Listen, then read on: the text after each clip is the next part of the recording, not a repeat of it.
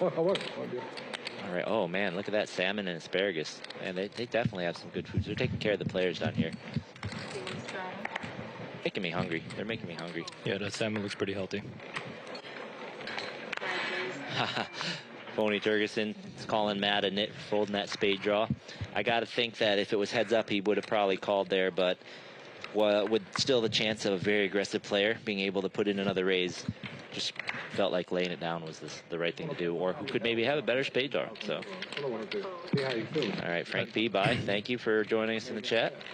I got some pretty fortunate pre-flop hands where it's, causing a lot of action. Oh my God, look at this. Speaking of, wait, welcome back, Derek. They decided to throw you a party. Right away. Top 2 for L, but unfortunately, he's going to run into Paul, a super aggressive player who now just flopped a straight.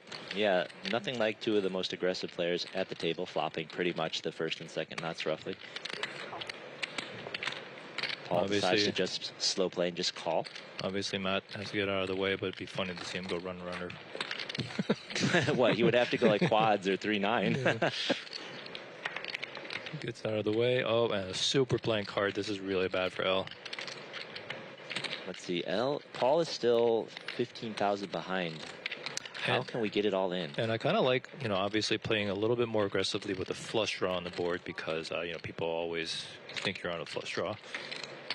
Yeah, I almost personally kind of would have liked raising the flop just to make it easier to get all in by that river, too. Yeah, I mean, obviously that board smashes L's range. So, yeah, let's see how he proceeds. Yeah, luckily for him, L's hand's so strong, there's going to be no trouble getting it all in. So. Wow, I'm really surprised. I think Paul just called here. Wow, still just called. And yet another brick on the river, so. Yeah, I think he had a shot of the whole stack. I don't think he realizes how strong of a hand L has. Yeah, it's going to take a considerable number of bets to get all in at this point, or at least a 3 bet. Yeah, and L's definitely not going to go crazy, so he would probably just call one raise. So unless he really bombs the river. And he does. He bets 70, 80% pot almost.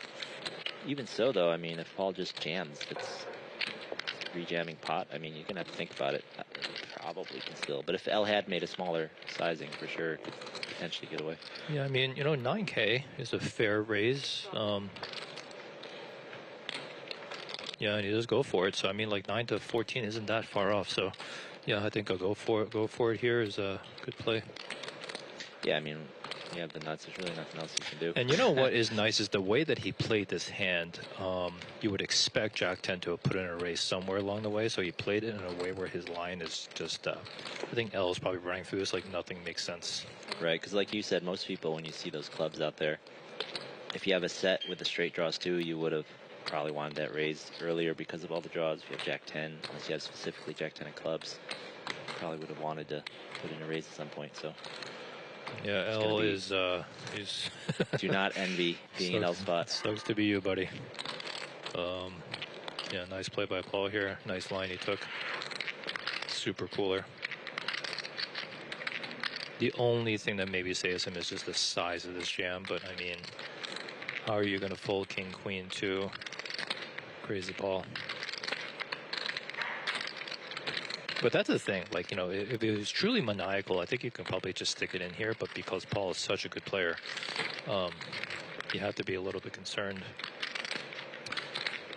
I mean, he probably 3-bet you with pocket 9, so he doesn't have that. Obviously doesn't have kings or queens. You have king, queen. You literally are only losing the Jack 10, so this is pretty nuts. And plus also, like, what happens if he has 9-6? Wow, this just sucks. This sucks. Because you are beating a bunch of other 2-pair hands. It's just not likely he has pocket deuces or pocket 6s. It just, man, this is tough. Yeah, I can't imagine him jamming here with 2-pair. What kind of bluffs would I be looking at? Like 9-10, like 9-10, 9-jack of clubs? Like, would you even do that with 2 clubs? Because then you're blocking what you want him to have a little bit. Yeah, I mean, 9-6 makes sense. Queen 9 maybe played oddly. I don't know. But do you jam like basically bottom 2 over that?